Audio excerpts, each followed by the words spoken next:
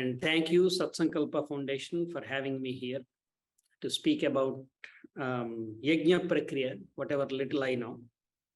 I just wanted to welcome everybody, express my gratitude to Ishvara, without whose grace nothing will ever happen. And any sadhanas that we perform or any things that we do is only Ishvara's doings. There is nothing that I actually do. There is Ishvara's doing alone.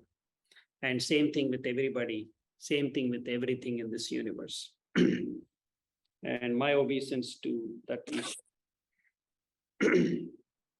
This session is not intended to present trivia related to yajnas. This is intended to bring a lot of understanding. It might go slow. It might take a little longer.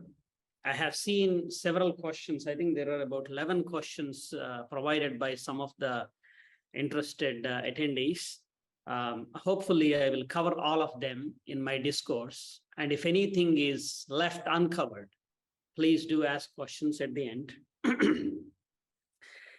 The yajna, a lot of people have different opinions and ideas about yajnas. But yajna is the most fundamental to Sanathana Dharma. Veda says, Yajno vai Vishnu. Yajna is verily Vishnu. And in a lot of avatars, Sri Mahavishnu keeps that yajna nature. Like, for example, in Varaha Avatara, he is Yagnya Varaha. In Rama Avatara, he is Yagnya Rakshaka. In every other place, he actually defends yajnas as part of protecting the dharma. And there is also an avatara called Yagnya, and Sri Mahalakshmi became Dakshina in that avatara. So that's how yajna is portrayed in Puranas and Itihasas. And Purusha Sukta says, Yajnena yajna mayajanta devaha tani dharmani pradhamani asan. Meaning that the yajna dharmas, first the devas have performed yajna with yajna. Yajnena yajna mayajanta. And those dharmas were the very first dharmas. Therefore, the eternal dharma, eternal path of Sanatana Dharma is starting from yajna, and it is performing yajna with yajna. So that is yajnena yajnam ayajanta. And Bhagavad Gita also, Sri Krishna says that sahayajnaha praja srishtva purovacha prajapatihi anena prasavishyatham yeshavos tvishtaka madhuk. So the creation itself, the Prajapati began creating the prajas along with yajnas and told the prajas, all the beings, that with these yajnas, you will attain whatever you want. That could be something that you want in worldly things, or it could be something beyond the world. Anything, yajna is the path for that.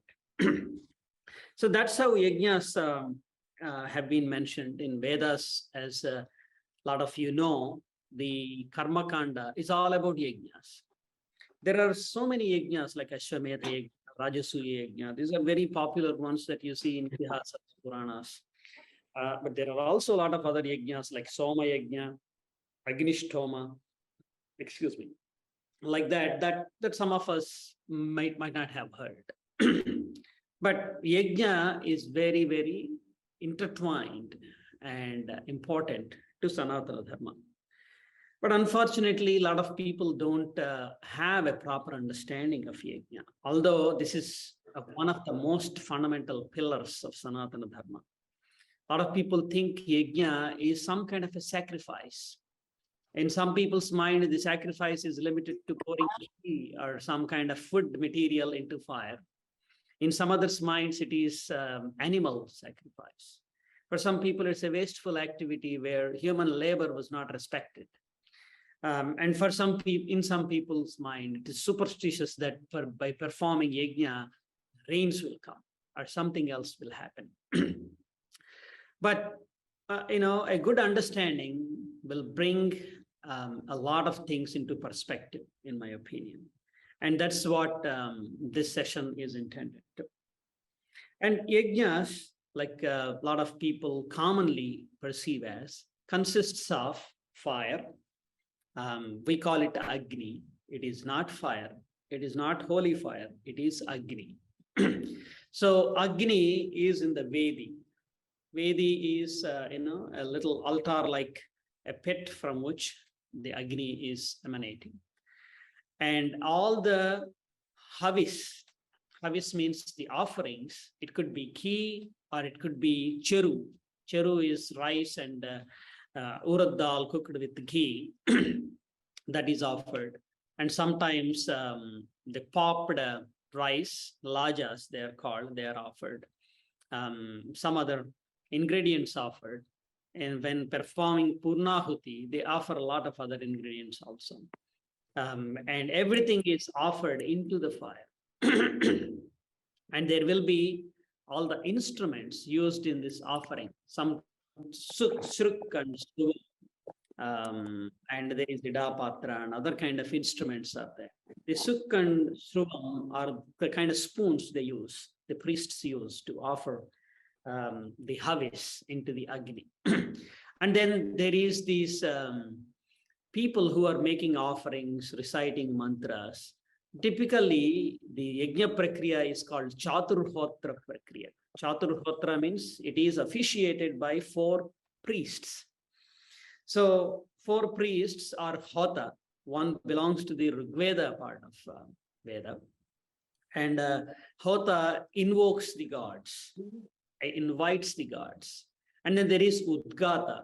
Udgata belongs to the Samaveda branch of Veda. And once the gods are invoked, Udgata sings praises using Samaveda mantras. Then there is the third one, Adhvaryu, who belongs to the Yajurveda Sakha, Yajurveda branch, who makes the actual offering. Without Adhvaryu, nothing ever happens in Yajna. He's the one actually performing all the activities. And then finally, there is this Brahma belonging to the Adharvana Veda branch, who has knowledge of all aspects of Veda and Yajna, and who supervises the whole thing, besides performing all the remedial measures during the Yajna process. So this is typically the 4 are there. It's called Chaturhotra Prakriya. So 4 priests, they're called Ritviks. Some of the Yajnas like Soma Yajna, for example, requires 16 Ritviks. So each of these Ritviks belonging to these Rigveda, Yajurveda Sakha, they have 4 sub-priests, and all these together will make offerings. So some yajnas require lesser than 16. Soma Yajna requires all 16. But this is how the process is done. And then there is a Yajamana. Yajamana is the one who is taking the Sankalpa and who is paying, sponsoring the whole thing, paying for the priests, paying everything. And in Yajna, one most important thing besides making these offerings into the Agni is Dakshina. Dakshina means like at the end, you give, it's not fees. Some people translate that to paying fees to the priests. It's not fees, but it is again an offering given to the priests and everybody that attends and all the other bhutas, all the other beings that have taken part, including the insects that have taken part into the yajna. So this is how it goes on. Sometimes when you visit a temple, you might see that in this yajna process, they might bring a wonderful, nice, beautiful kanchipattu silk sari and put it in the ghee and may offered into the holy fire. People who are not familiar with that, who have not seen this before, they might be, taken aback and say, "Oh my goodness, they are burning the sari." Sometimes they offer gems like sapphire, pearls, corals, and all that stuff.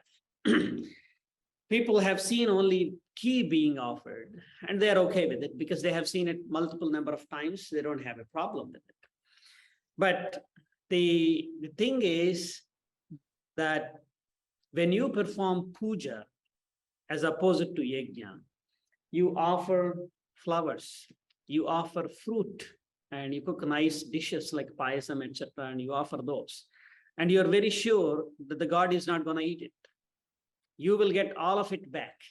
You will take all the flowers and use it for yourself. You might throw it away, but that's your choice. You will take all the fruits and you eat it.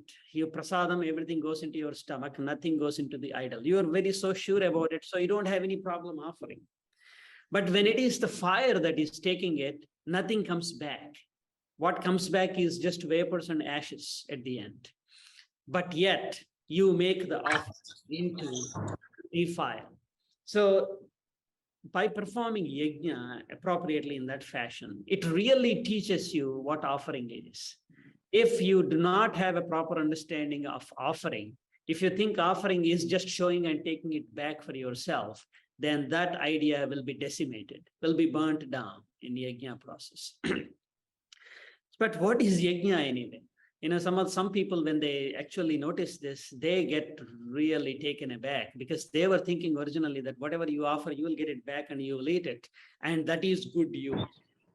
But whereas if you pour ghee, it is gone, burnt away. And it takes so much time to prepare ghee.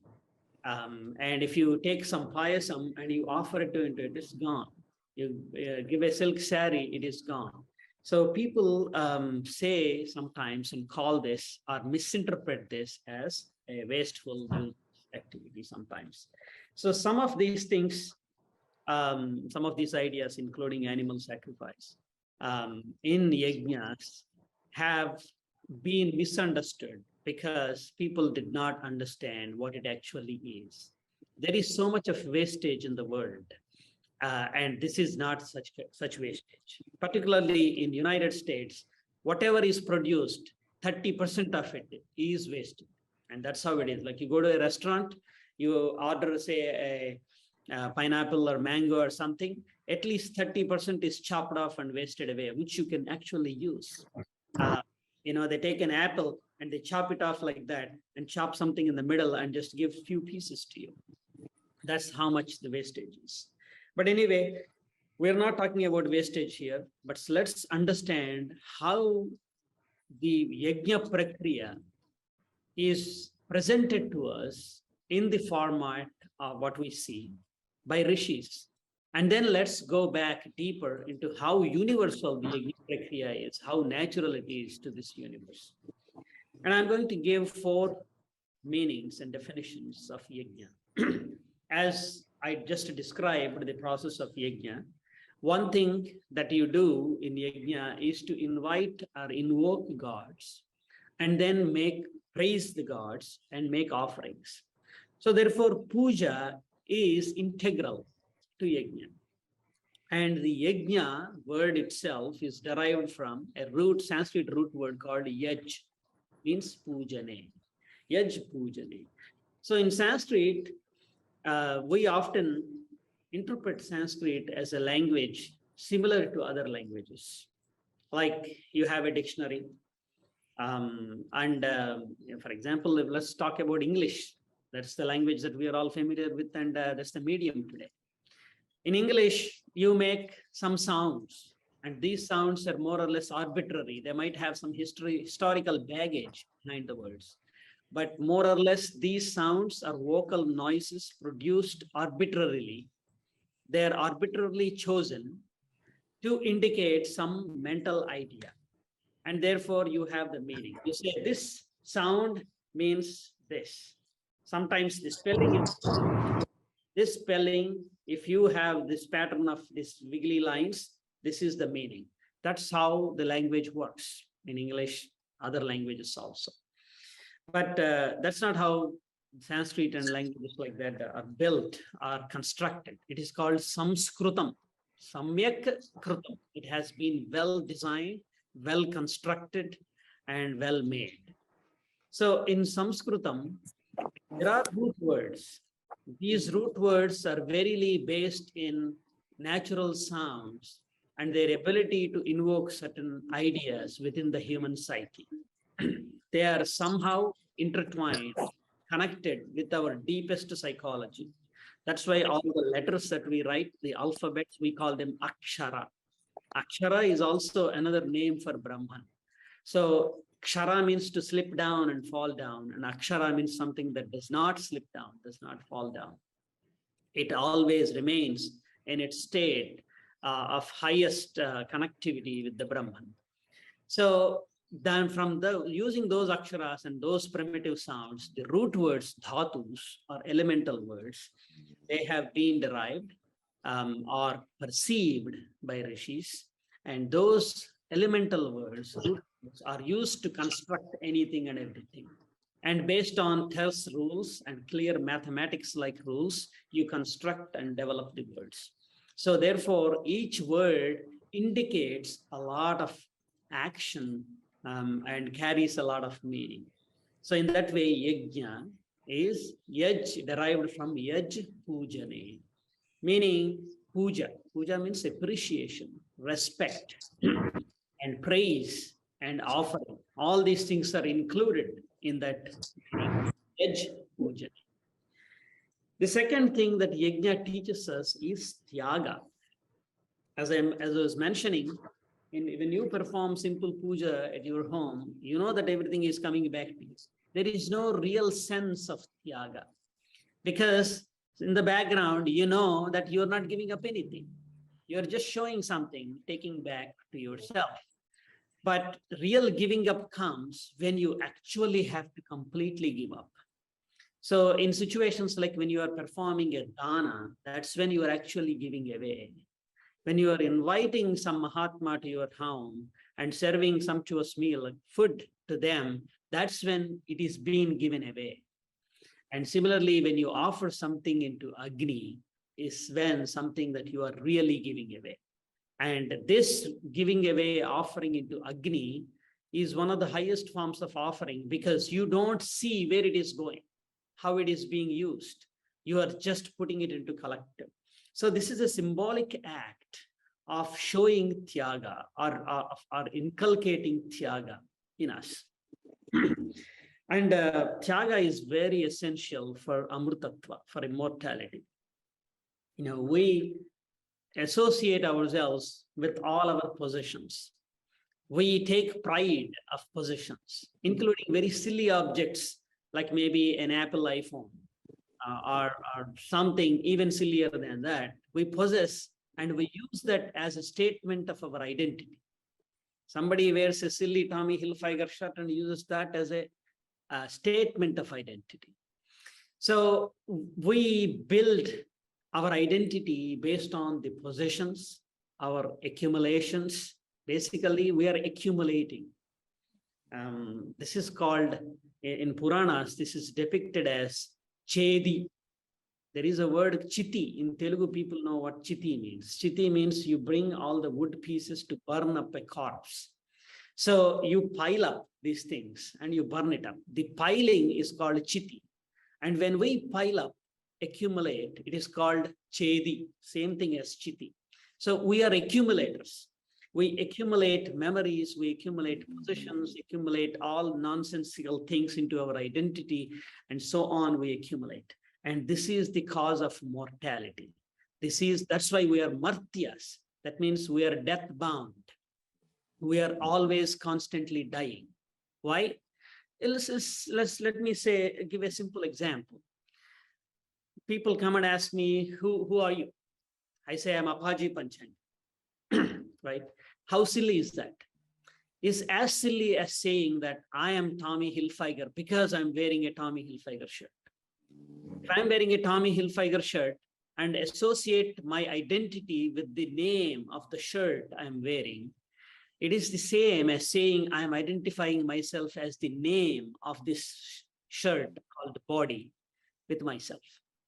And if I change the Tommy Hilfiger shirt to some other Ralph Lauren shirt in the evening, that means Tommy Hilfiger died and the other person is born. So this is the mortality aspect of it. That is, we are constantly associating ourselves with perishable, transient possessions and identities that do not live long. This is the mortality. And how can you attain immortality? Amrutatva. Tyagena eke amrutatva manashuhu. By tyaga alone, one can attain the real amrutatva. That means you relinquish, you give up all these transient identities, positions, accumulations, everything, and realize that you are that endless, eternal reality called Brahman. You are one and alone with that. So that is Amrita. And that can be attained only by Tyaga. Therefore, Yagnya is there to teach Tyaga right from scratch up.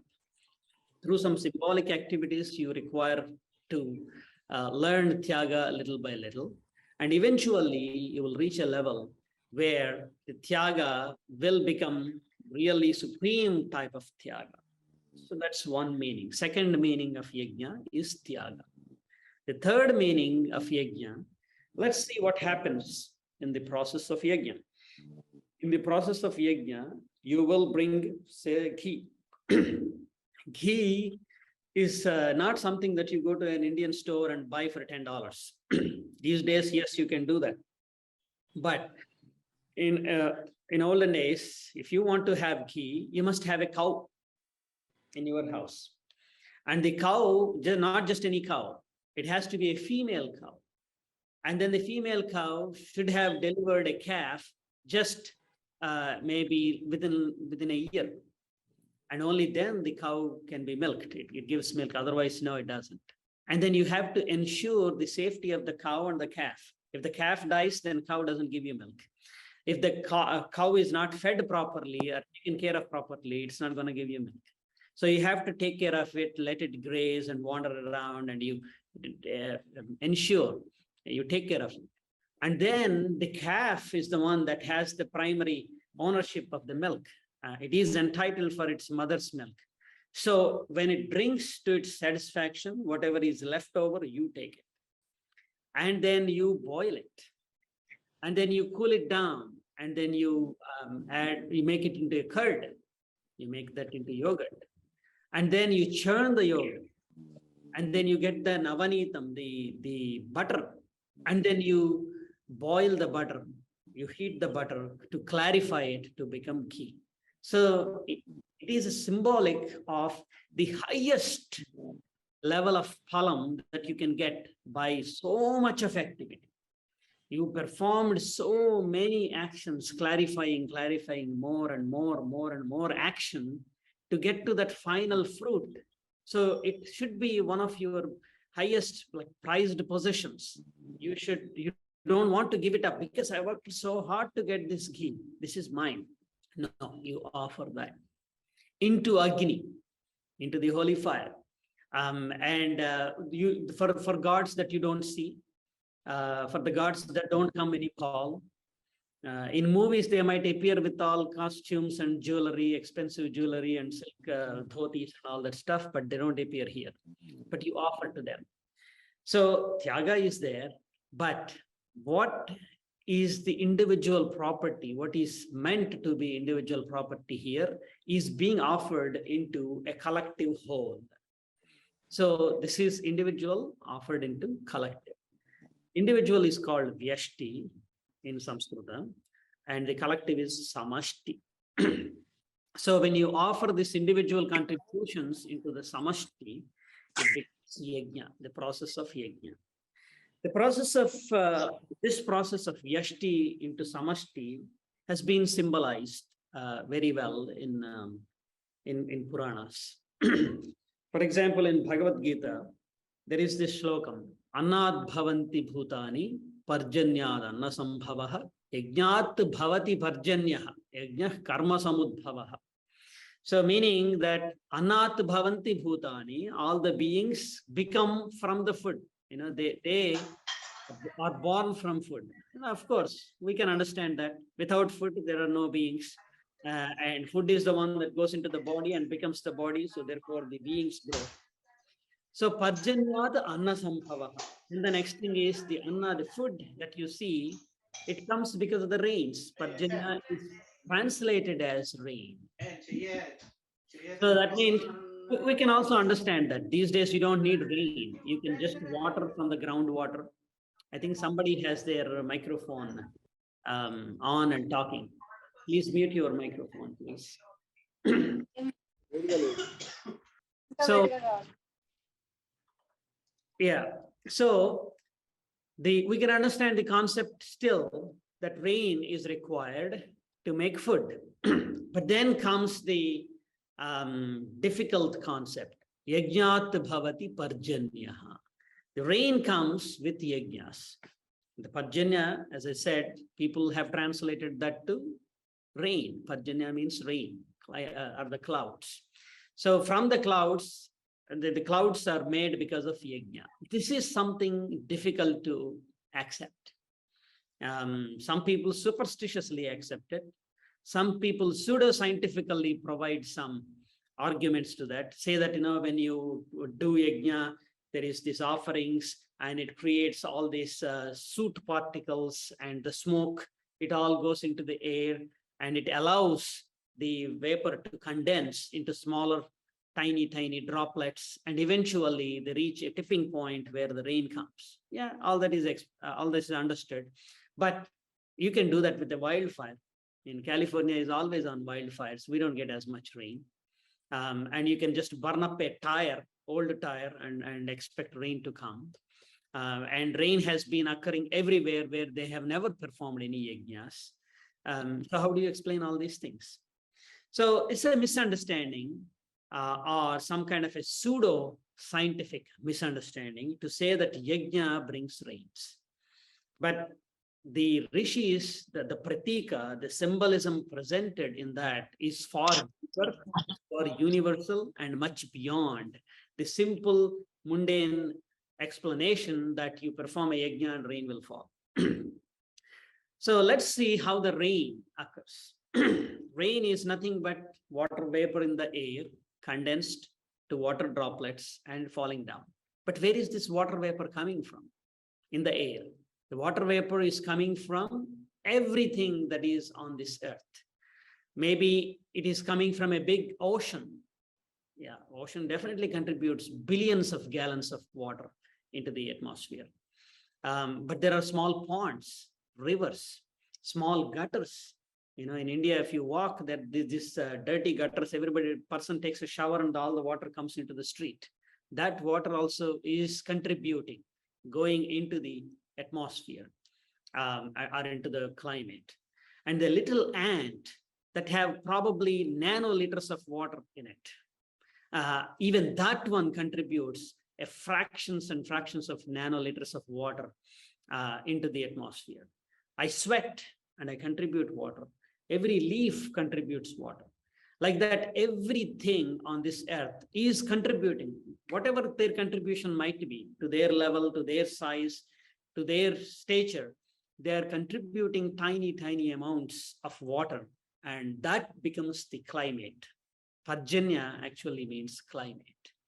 And the Surya Deva, the Aditya, is the one that is creating this climate by sucking up all the water from all these beings. So what is being happening here? It is all individual contributions into the collective called climate. And when the climate is right, when the climate is correct, then it rains back equally into the system and everybody receives the benefits. And you see this Yagnya Prakriya everywhere. For example, taxes. We all pay taxes. For example, in the US, there is good education system, good roadways, wonderful highway system, hospitals and all that stuff. How is that happening? In some places like Somalia or some other places, you don't have this infrastructure. You don't have any of these things. That's because these individual contributions, people are contributing not just tax dollars, they are also contributing their attitudes. They're also contributing their culture. They're contributing their good values and all these things into the collective. And that makes the collective either fruitful or fruitless. And similarly, if a family is positioned well for a good family climate. That means wife and husband respect each other. They teach respect to their children. They teach hard work to their children, and they invest in a directed fashion onto some ideas, some collective ideas. For example, say the family is a soccer family. The dad plays soccer, volunteers at soccer clubs. The mother also goes to the soccer clubs. They watch soccer together as a family. They take the child to soccer lessons. So like that, soccer means is Indian football, right?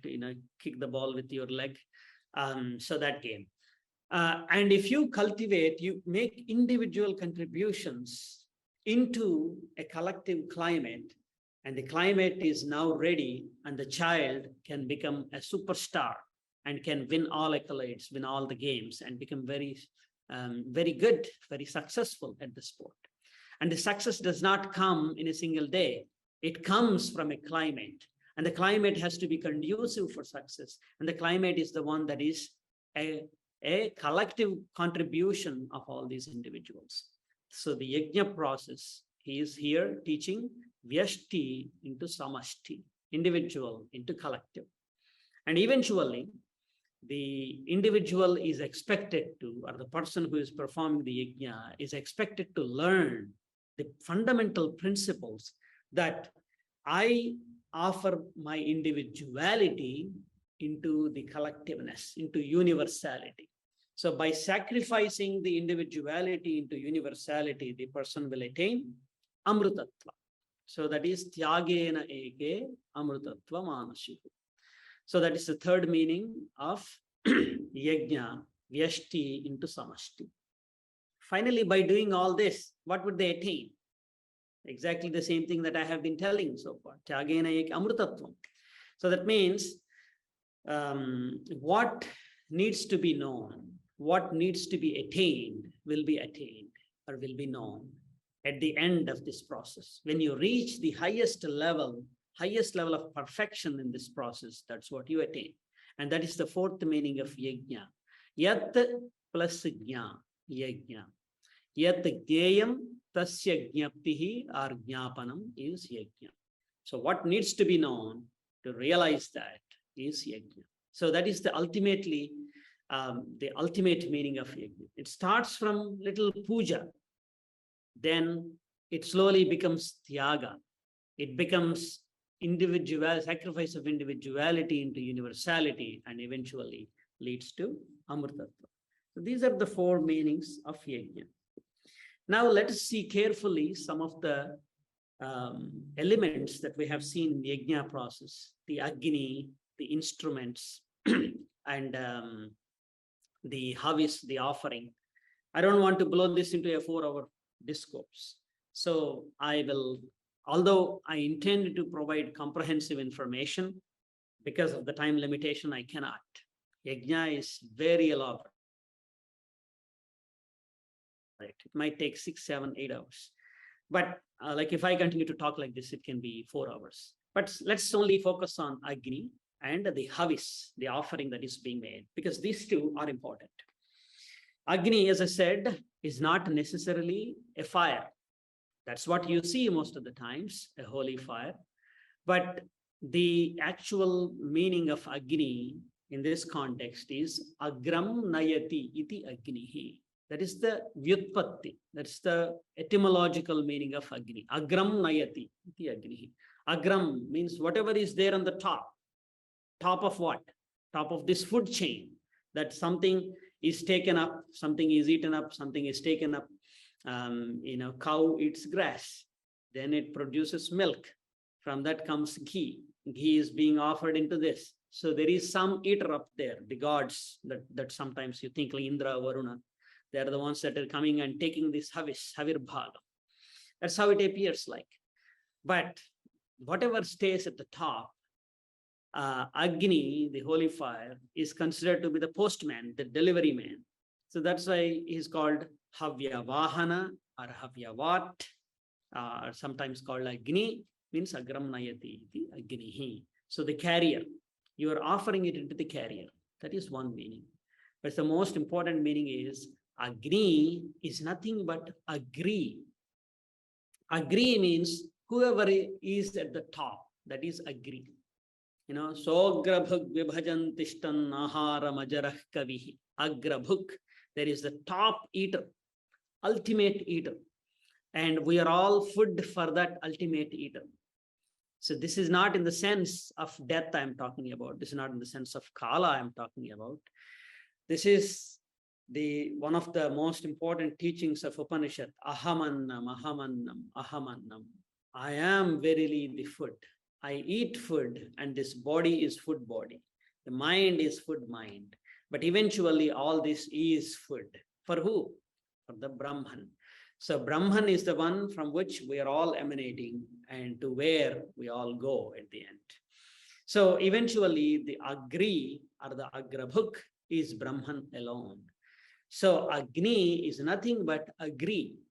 That means the Brahman.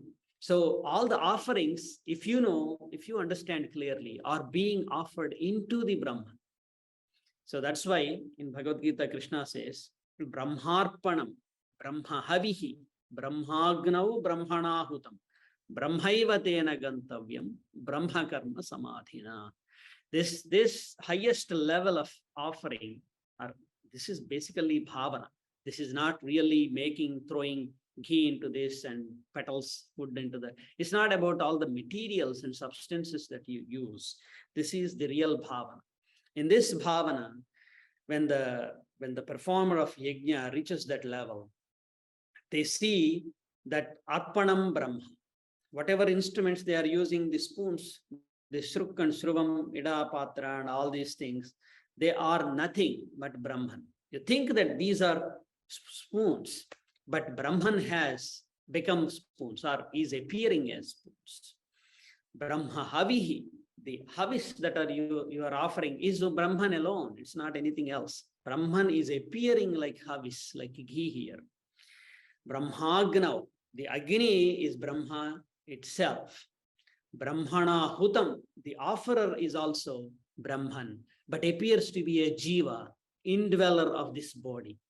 And Brahmaiva tena gantavyam. When they reach that state of Samyak Darshanam, a proper, clean, clear vision, then they have attained Brahman alone. And this process is called Brahma Karma Samadhi, or called Samyak Darshanam. And that's where the intention of yajna is. But initially, we have to start at a level to practice. And this practice might begin teaching your children, hey, when you go get a biscuit from the neighbor, ask for your sister also. Ask for your mother also. Or somebody gives you a chocolate box, whoever is there in the room, give it to them. Or when you get a new pen, show it to the God and then start using it. When you get a new book, show it to the deity at our home and use it. So like that, we are teaching, inculcating small steps. But eventually, where does it lead? The highest level of perfection that Rishis intended, Shastra intended for us to reach is that Brahma Karma Samadhi, the Samyak Darshanam aspect of it, where everything is offered into Brahman. There is no individuality.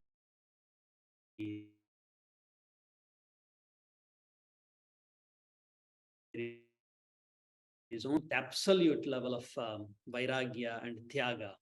And then the person will firmly establish in the knowledge of Brahman and become one with it. And that is the Amrutattva. And that is the purpose. So the Agni is not just fire, as I said. Agni could be the Jatara Agni. For example, a Mahatma comes to your house and you are feeding them. So you are making offerings into the Agni of Jatara Agni, the stomach fire. So that's the reason why when we eat, we take, with Gayatri Mantra, we do Parishechanam. That means you purify the food that, like you purify Havis, you purify it. And then you say Pranaya Swaha, Apanaya Swaha, Vyanaya Swaha, Udanaya, Samanaya. Like that, for all the Pancha Vayus, you make offerings into the fire, perceiving this as Vedi, your Udaram, Jataram as Vedi. And in that is this Jataragni, the real fire. and you are making 5 ahutis into that. So, and that is bhavana.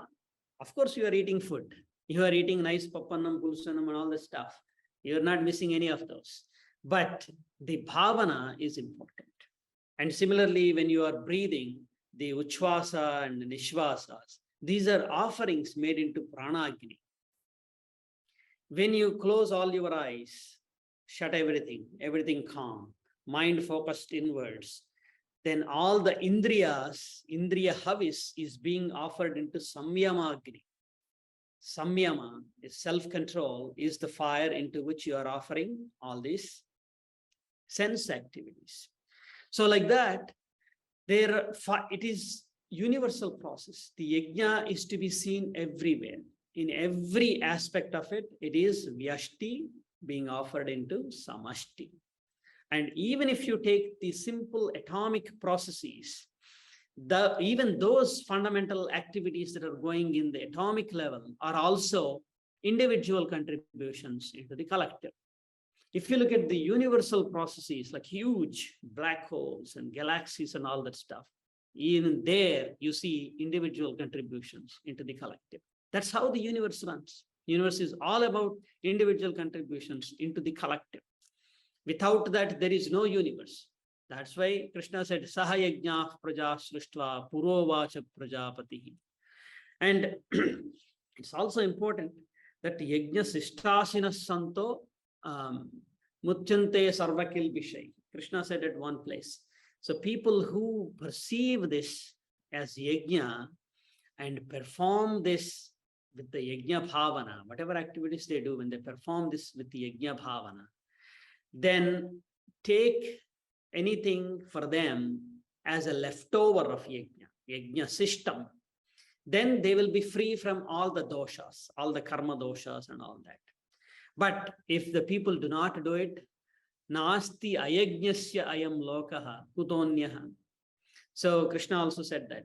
So if a person does not perform yajna in any manner, this loka even doesn't exist for that individual, because everything in this loka is yajna only.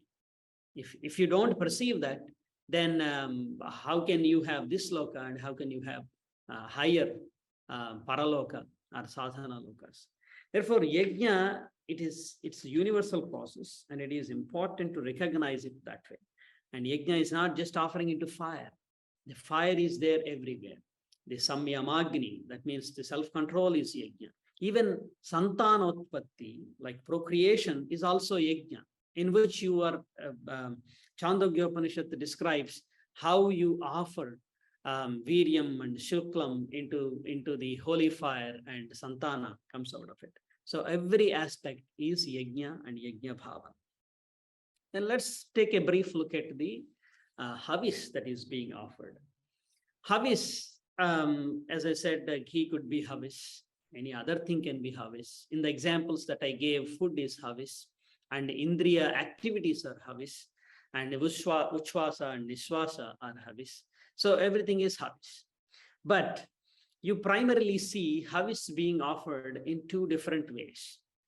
When you are performing a shrotriya yajna karma, where devas or gods are invoked and offerings are made to the gods, you use swaha. As I said, pranaya swaha, apanaya swaha, like that. There is swahakar. Swahakaram is important. Sometimes in some yajnas, they say a full mantra. Tam yajnam barhishi prokshan purusham jatamagrata swaha, like that. They make that offering. So they say the mantras and do the swahakar. But there is another time when you make offerings too, but not into your fire. But for example, when you are performing shraddha and things like that, you use swadhakar. You say swadha there. You don't use swaha. So these are 2 different things. One is offering made with the swahakaram. The other one is offering made with the swadhakar. The swadhakaram is used when you are performing pitrukaryas, shraddhas, and anniversaries. For those people who are not familiar with all these words that I'm using, death anniversaries. Some ritual that you perform on death anniversaries, use Swadha. But when you are performing offerings to the gods, you use Swaha. What is the difference? Both start with the Swa. That is one good thing to notice. Swa, aha. Swa means selfishness, me. Something relates to me, I. Thatness is ha. That means you break it away. You give up this nature of Swa, the selfishness. You give up selfishness or you give up individuality. That is Swaha. But who can give up individuality? A person who is severely depressed and no longer wants to live and intending to commit a suicide. The person also wants to give up their individuality. Is that Swaha? No, not that kind of Swaha. In order to do Swaha properly, you have to hold yourself properly. You offer yourself firmly into the universality. So therefore, you need the Swadha. Swa means self. Dha means to hold. You have to hold yourself properly, and then you are ready to hold yourself, you're ready to offer yourself properly. So the Swadha and Swaha go hand in hand. There is a feedback. So that's why individual grihasthas in Sanatana Dharma are required to do both Deva Yagnyas, where Devas are invited and offerings are made to Devas, and also perform Pitrukarya, Shraddha, etc., where Swadhakara is also performed. One thing allows you to hold yourself and firmly, and the second thing lets you to drop yourself firmly.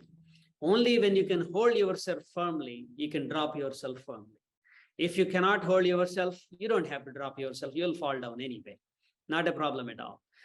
So that's not the kind of Swaha that we intend here. So now we understand that how offerings are made. It's not just ghee. The havis is Swaha and Swadha. Havis is havis is offered using Swaha and Swadha. But what is havis? Is it ghee or is it rice cooked with urad dal? And what is it? Some lentils? No, the highest offering is Atma Nivedanam, the one's own individuality, the possessions. So those are the ones that becomes the havis. In Srimad Bhagavatam and other places, there is a great personality named Uddhava. There is a great name Uddhava Gita also. Like Bhagavad Gita, it's very popular, Uddhava Gita. A lot of people don't recite it, but it's also on par with Bhagavad Gita, or maybe even better. Bhagavad Gita is taught to Arjuna, a confused man who is a samsari, who is trying to run away from a fight. But Uddhava Gita is preached to a greater, highest level of adhikari, a Uddhava, a great bhakta, and who is a great person with supreme knowledge already. So a teaching given to that kind of a adhikari or sadhaka, imagine how valuable the teaching would be. So anyway, Uddhava means Ud plus Hava, Uddhava. So it is showing the highest offering. And I will touch on this towards the end, what highest offering is and how to prepare yourself for the highest offering is. But now, one has to, when I say you have to prepare yourself for the highest offering, which means that how can I prepare myself? How do I know that I am even ready for yajna? I want to narrate a small story that most of you know. The story is extremely symbolic, like any other story in Itihasas and Puranas, never to be taken literally. Any story, even if it is as simple story as Pandavas and Kauravas, they are brothers and they went on fight, do not take it literally. That's not the intended meaning of that story. The Rishi intends something much deeper than that. There are layers and layers of meaning. And depending on your eligibility, you can get to the deeper.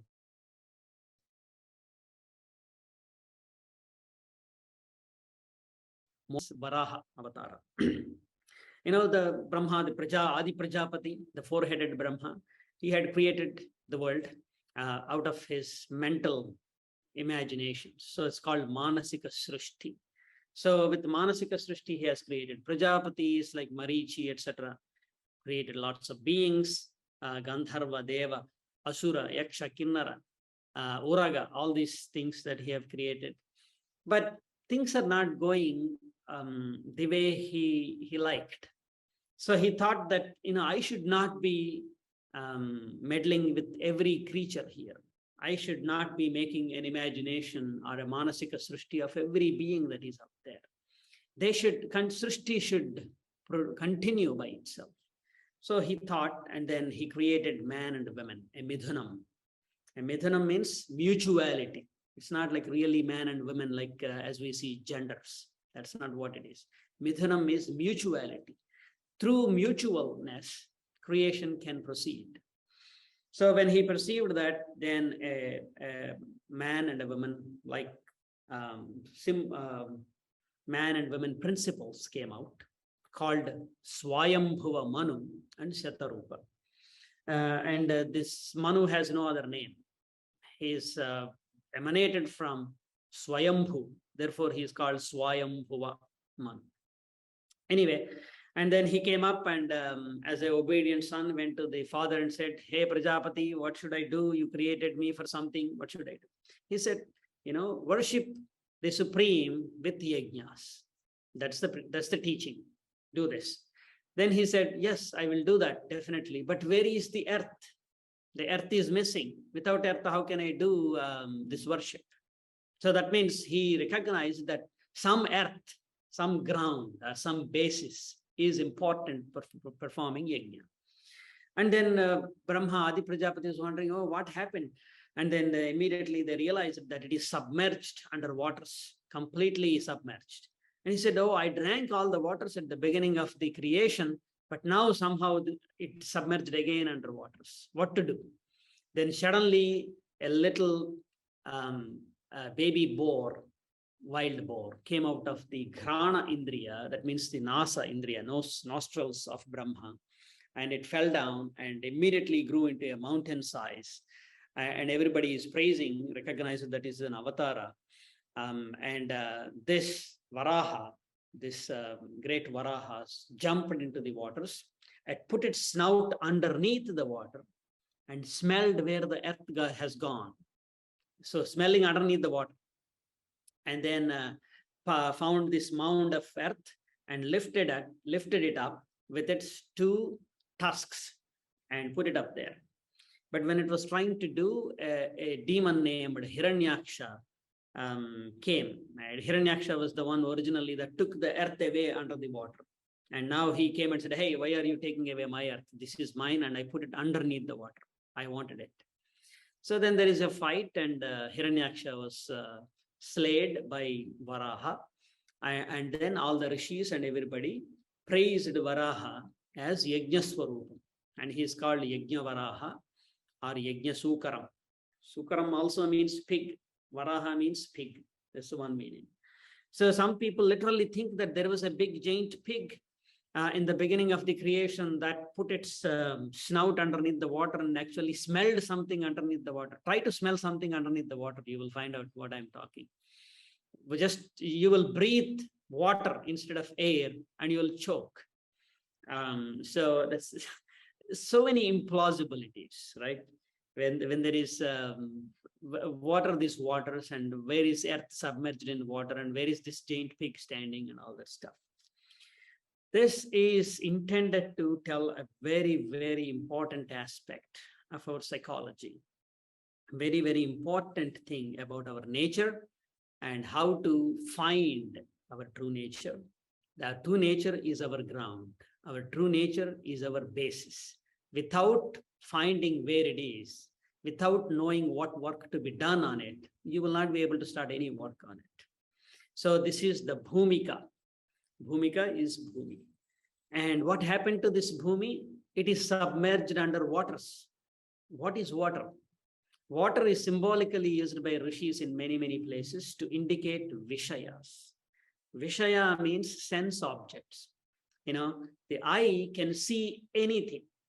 It can see a black cup like this. I don't know if you see it or not, but this black cup can be scratched. You can see that. Can be broken. You can see that.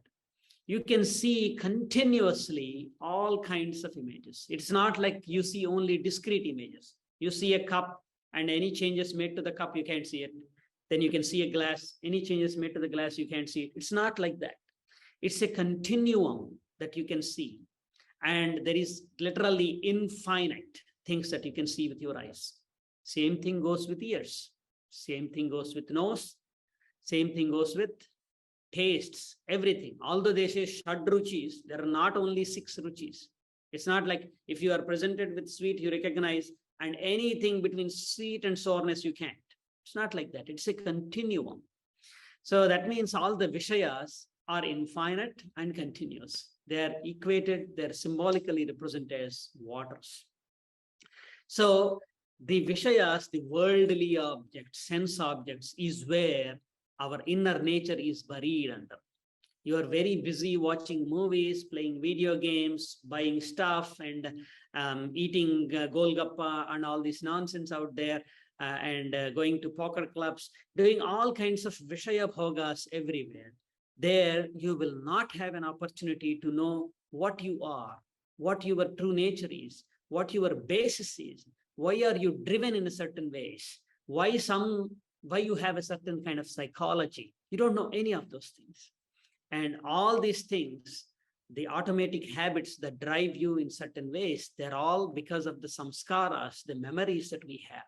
These memories could be at the body level, at the cellular level, at the memory level. The memory means memory within the brain. Or it could be at your gut level too. A lot of people act from their gut. They don't like to use this. They like to use their guts. Gut has a lot of very rich with neural connections. It has its own brain. It functions as if it has its own brain. So there is so much memory, so much intelligence everywhere. And we are driven automatically like robots, as if we don't have any free will by those. Because we are buried under worldliness, worldly things. And we don't come out of it. Unless you come out of it and you dry yourself a little bit from these waters of Vishaya, you will not be able to do any cultivation. You will not be able to start anything on your basis. You will just remain submerged helplessly without any free will in these Vishayas. And who takes the psychology below these waters? There is something called Hiranya Aksha. It's called Hiranyaksha, is depicted as a demon here. But what is Hiranya Aksha? Let's look at Hiranya. He plus Ranya is Hiranya. He is derived from the root word Hya, Gati. It's a movement. Something that moves is he, and Ranya is something that can be made to make noise, or something that makes noise. So one thing that moves, one thing that makes noise. And that's how our senses are tuned, you know. If there is a movement here, you will be able to capture it. But if nothing is moving, everything is standstill, you don't see anything. You know, if you are driving at night and there are no movement, no cars, nothing, everything is straight, you don't even know. Your attention is completely gone. But anything moves, immediately your attention goes there. And of course, anything makes noise will attract your attention. So movement and noise attracts the attention. That is Hiranya. And what is that? The world, the Jagat that is around us is always moving, always making noises. And your sense, Aksha means sense, not just eyes. Any of your senses, including the inner sense, mind. So all these 6 things are always attracted to motion, movement, quick movements, and noises. And if your senses are like that, like Hiranya Aksha, they will be submerged all the time. Your nature will be submerged all the time in the waters of Vishayas. And the only way is to slay that Hiranyaksha. And how do you do that? By learning to give up. By learning to give up.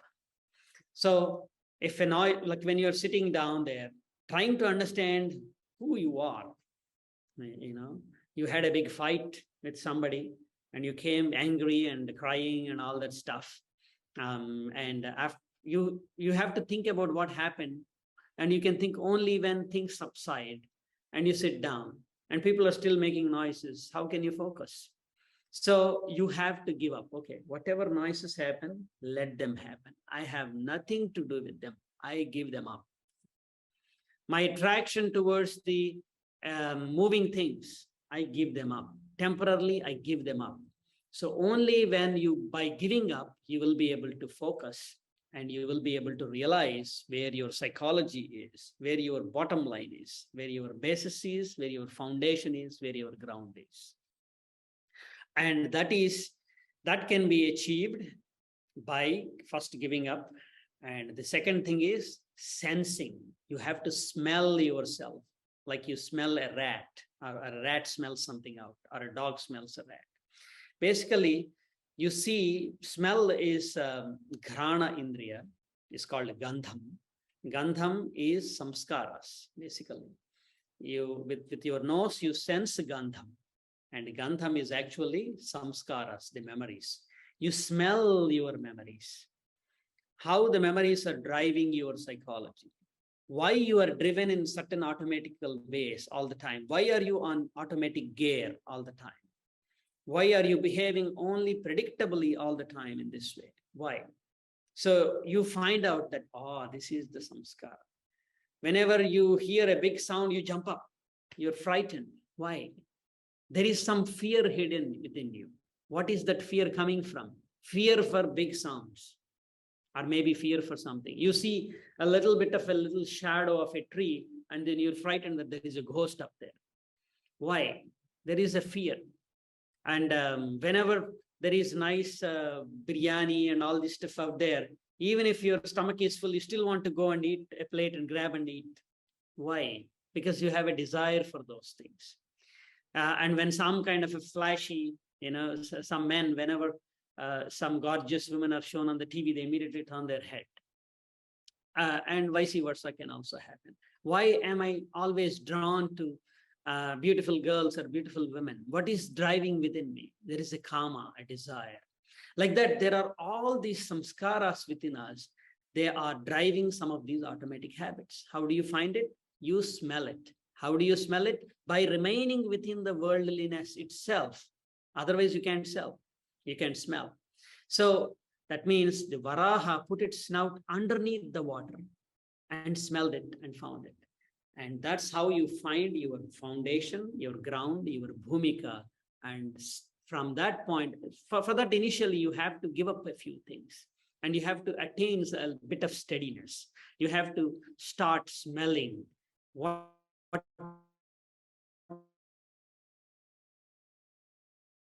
this. And once that begins, then you have a bhumi on which you can actually start yajna. Until then, you can't. The day you figure that out, the day you find out that this is my samskara, these are the areas that I have to work on, that is the best day. Vara aha, the best day. But the way to get to that is you give up your desire for best things. Varan hanti iti varaha. By doing this, then the task has become so easy. Otherwise, it is such a daunting task that you find that you will never be able to find out who you are. You will never be able to do anything with yourself. You're always a slave to your addictions, your automatic habits. That's how you find out. But the moment you start practicing a little bit of giving up, little bit of tyaga, things will immediately pick up and you will find some control. Wow, I can manage this. I can understand who I am, and I can cultivate my spirituality from within, and I can become a better person. That's things have become so sukaram. Sukaram means very easy. Therefore, this avatar is also called Sukara avatar. And this is verily the Yagnya avatara. And there is also other Yagnya avatara, but I don't want to go into all those stories.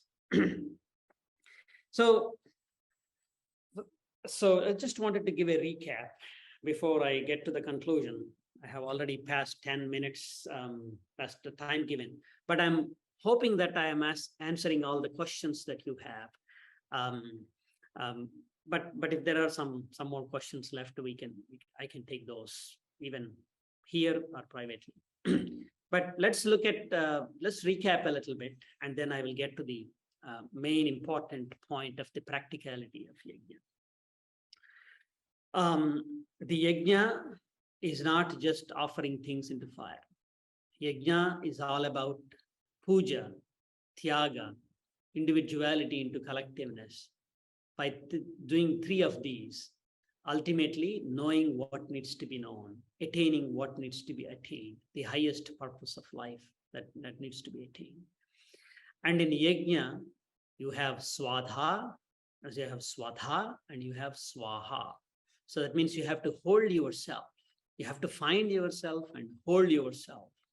And then you can make a proper offering of what you have. If you cannot hold yourself, nobody can hold you, you'll fall down anyway. There is no swaha there. So those are the important things to keep in mind. And the agent into which you offer is really depends on which level you are at. If you are practicing self-control, it is the samyamagni. If you are practicing pranayama, it is the pranagni. If you are practicing other kind of kriya yajnas where dravyas are used, materials are used, it is all kriya yajna, dravya yajna where you offer these materials. And the ultimate form of yajna is brahma yajna. It's called brahma karma samadhi. It requires samyak darshanam. It is all about bhavana. It is not about actual doing, but it is all about bhavana. But the bhavana doesn't come that easily. Therefore, you need to do, you need to practice, and slowly, slowly that will inculcate bhavana. And once you have bhavana, then real doing or offering materials is a material. It's not very important at that time. Well, now comes to the practicality aspect of it. Well, how can we do all these yajnas? One person asked the question, in US, all the houses are built with wood, and offering things into fire is a real problem. How can we do this? Yeah, that is a problem. Therefore, there are ways to deal with it. Turn off your fire alarms, go into the garage, have a metal vedi instead of something that you put on the ground. If you have a concrete base, then pour some sand, put some bricks, and then construct a vedi and perform a homa. You can do many, many things. There are, when you are really trying to find a mundane practical solution, you can definitely find. But I'm not going to talk about that kind of thing. The Shastra said every person must do minimum of 5 yajnas. It's called Pancha Yajnas. The Pancha Yajnas begin with Rishi Yajna, Deva Yajna, Pitru Yajna, Manushya Yajna, and Bhuta Yajna. These are the 5 yajnas. So let's see what those are. The first one is Rishi Yajna. Rishi Yajna means the rishis means great seers. Rishis are not those people just wander into the woods with a loincloth and have this big knotted matted hair up on their head. Anybody who has matted hair should not be confused to be a rishi. Rishi is somebody who has this samyak darshanam I was talking about. Means a visionary, a drashta. No barriers can stop their vision. Their vision permeates or pierces through all kinds of psychological, all kinds of other barriers. So such person is a rishi. These rishis have designed and given us various karmas, like yajna, some of the yajnas that we talk about. Some of the nityanusthana kriyas. They gave all the symbols like Krishna, Rama, all these symbols they have given. Ganesha, monkey god, elephant, all kinds of symbols that they have given. So because they can see through, they can design anything. And they have given great mantras. So practicing those, chanting those mantras, practicing what they have given us, like in the form of kriya, and passing it down to the next generation is Rishi Yajna. For example, if you do Gayatri Mantra Japam, that is Rishi Yajna. If you do Ashtakshari Mantra Japam, that is Rishi Yajna.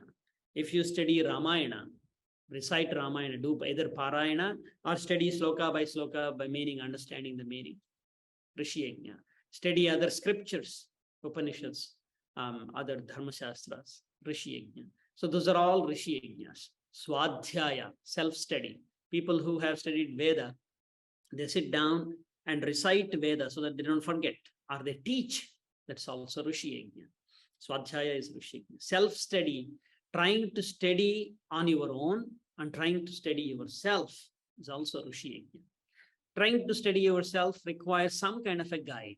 So you might use a certain Purana or a certain scripture like Bhagavad Gita as a guide to study your own self. That is Rishi Yagnya. And everybody can do it anytime, anywhere. So it's not a problem. Then the second thing is Deva Yagnya. Deva Yagnya is making offerings or puja to Devas. Like you might invoke Indra Deva, Varuna Deva, or somebody to offer puja. Or when you are performing Yagnya, you make oblations and offerings to those Devas. Every day at home, you perform Ishvara Aradhana. Whatever is your Ishtadaivam. Could be Sri Mata, Lalita, could be Krishna, Rama, Narayana, whoever it is, Ganesha, all that Deva Pujanam is Deva Yajna. And that can be done every day, not a problem. Even if you are not sitting in front of the God and actually offering flowers and putting water, Kim Samarpayami, Padyam Samarpayami, even if you don't do that, just driving in the car and listening to Hanuman Chalisa, or driving or walking somewhere and chanting Nama Ramayanam or Gayatri Ramayanam, or in the morning while you are taking shower, you think of, just imagine how beautiful Krishna was and how the great Leelas were. All that becomes Deva Yajna, part of Deva Yajna. So there are a lot of practical ways that you can do it. Then the third thing is Pitru Yajna. So Pitru Yajna is taking care of our parents if they're alive, fulfilling their wishes. When it is your birthday, offer something to them, not to celebrate yourself. I do not exist when they were not there, when they did not intend for my existence. So I owe my life to parents. So my birthday is not a celebration for me. What the hell? What greatness did I do? If somebody else celebrates my birthday, that makes sense. Okay, this person has contributed something, has given some knowledge to us. Therefore, let's thank him on this particular day, the poor fellow. So when they thank it like that, that's okay. But when it is my birthday, I order a cake and I bring a bunch of people and say, hey, it is my birthday. It's my birthday. I'm cutting cake. It's nonsense. But on the birthday, you thank your parents. And bring mother and father, do pada puja to them, offer clothes to them or whatever, and thank them for giving this birth and giving this opportunity to strive for the Lord and sing about the Lord, talk about the Lord. So that is meaningful. That is part of Pitru Yajna. Take care of when their health is not good, take care of them. But if the parents have passed away, then you perform Shraddha on a regular basis. And on Shraddha day, basically the Pitru Yajna is a very, very important thing. As I said, Swadhakara is used. That means this is the way to hold yourself. You recognize yourself properly.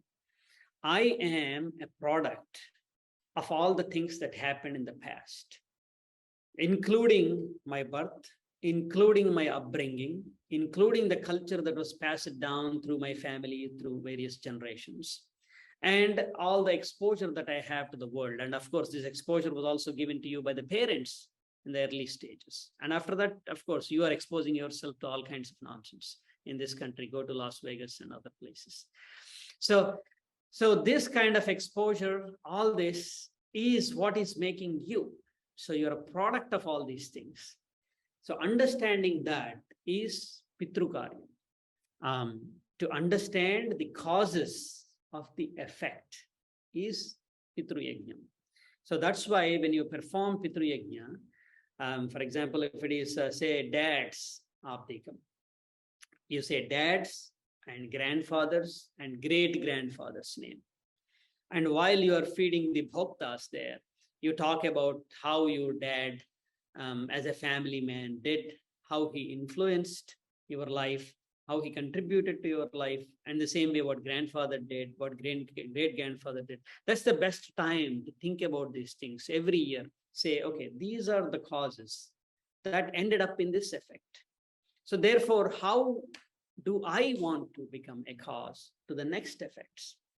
How will I pass down, or what kind of remedies will I make? How kind of corrections will I make? So it is a time to reflect on all that.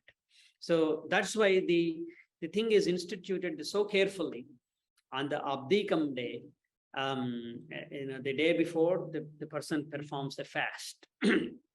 And then an Abdikam after the noon, in the afternoon, Aparanham it is called, you bring the bhoktas, and you have one bhokta in Pitru Devasthanam, one in Vishve Devasthanam, one in Vishnu Sthanam. At least 3 bhoktas are required. And then you do all the mantras, and you offer the food, and then you sit and talk nicely about all the parents.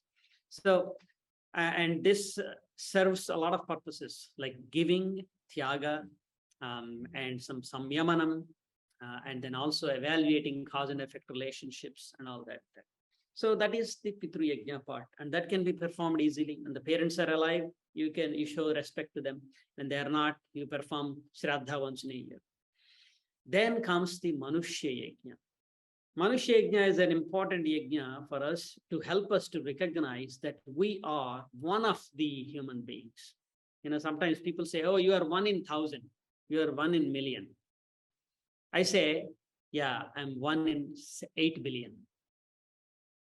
I'm 1 of 8 billion, not 1 in. You see the difference, right? If somebody says you are 1 in a million, what does that mean? That means you stand out above these 1 million people. But that inculcates arrogance. But if I say I'm 1 of 8 billion, that means there are these 8 billion, or maybe I'm 1 of a sextillion or a gazillion, or whatever it is, all the living creatures. That shows our humbleness. So basically, as a Manushya, if the Manushya society is not there, I cannot have any of the things that I have. I cannot have the house without able workers constructing, without able system of selling the houses, constructing all this technology and all that. So we owe a lot for whatever we have to humans. So therefore, you contribute to humanity by helping the fellow human beings. If your neighbor needs some help, help them. Be nice with them. Don't fight with them. If you are walking on the street and if you find somebody requiring help, we go and help them. That is all Manushya Yagnya. Then the last one is Bhuta Yagnya, in which you take care of the beings around you. Some people say that, if there are dogs and cats and birds around, feed them. It's not about just feeding dogs, cats, and things. If you extend that, some people might say, oh, I have to feed the rats. Therefore, I have to keep holes in the house so that rats can come and eat my food. And I have to make sure the cockroaches survive. Therefore, I have to keep my house unclean all the time. So that's meaningless, right? So it's not, Bhuta Yagnya is not about that. Bhuta Yagnya is generally telling us that take care of the environment around. The animals, they play an important role. They are part of the system. They're part of this ecosystem. Take care of the plants. Take care of the environment. Don't throw plastic meaninglessly all over the place. Or if you find a plastic bottle, just picking it up and putting it into a recycle bin doesn't hurt. It doesn't take too much time. So do that. So like that, take care of the environment. So like that, there are 5 yajnas that were avarataha. That's minimalistic. At the minimum, you can do all these 5 yajnas. And if you do them with yajna bhavana, it becomes yajna. But if you do them as a burden, as like if you're performing shraddha because it is a burden that you have to do, then it is not yajna. So do it with love, do it with that yajna bhavana or tyaga bhavana, then it becomes yajna. And that's the way that anybody can perform yajna at any time. And they don't have to be necessarily offering things into fire, right? So with that, I will stop. hopefully this gives a overview. I also wanted to talk about Ashwamedha Yajna and Rajasuya Yaga, putting into a proper perspective. But we don't have time. I'm already at 8:25. So I'll conclude here, then we'll take questions. Om Bhadram Karnebhi Shrunuyama Devaha Bhadram Pasyemakshbhiryajatraha Sthirairangai Stuštuvagumsastanubhihi Yasema Devahitam Yadayuhu Swastina Indro Vruddhashravaha Swastina Pusha Vishwavedaha Swastina Starkshyo Arishtanimihi Swastino Bruhaspatir Dadhatu Om Shanti Shanti Shanti Smadgurubhyo Namaha Sarvam Sri Krishna Arpanamastu.